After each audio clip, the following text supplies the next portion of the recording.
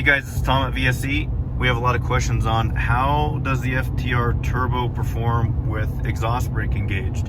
So I'm in Rabbit Ears Pass right now, which is right outside of Steamboat Springs, Colorado. There's a 7% grade from like 10,500 feet down into Steamboat. I snowmobile out here all the time, so I know this area pretty well. So I'll just show you, again, drive pressure on the left, boost pressure on the right. This is what it looks like with the exhaust brake engaged on this truck. I'm just going to literally press the exhaust brake and then watch exhaust pressure climb as it slows this truck down and I let off. So exhaust brake's on, truck's gearing down, and it's literally building a lot of exhaust pressure to slow this thing down. It literally is going to stop this truck if I wanted it to on the road. Now I don't have any weight behind me, which sucks because it's a better simulation with weight. But always remember that exhaust braking, or the exhaust brake function, is a relationship of the pumping losses through the motor. So high RPM, or higher the RPM, the better the exhaust brake works, times how much can the exhaust or the VGT close down on the truck. So I'm in 6th gear at like 2800 RPM right now, and I'll literally let off the gas. You can just watch the exhaust brake it literally is going to stop this truck right now.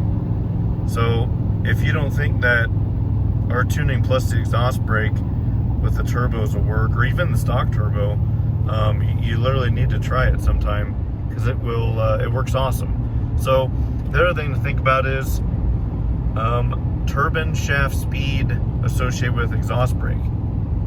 So we also need to keep in mind that when we brake the truck that much, or develop that much exhaust pressure in relationship to the boost pressure, it does put a fair amount of stress on the turbo, a fair amount of stress on the thrust bearing, to be specific.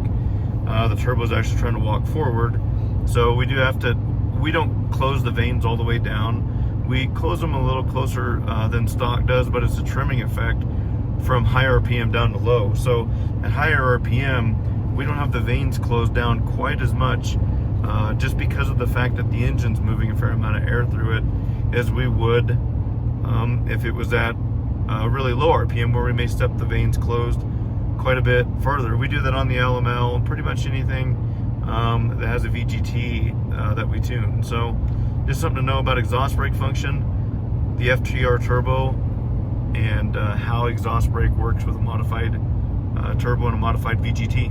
Thanks.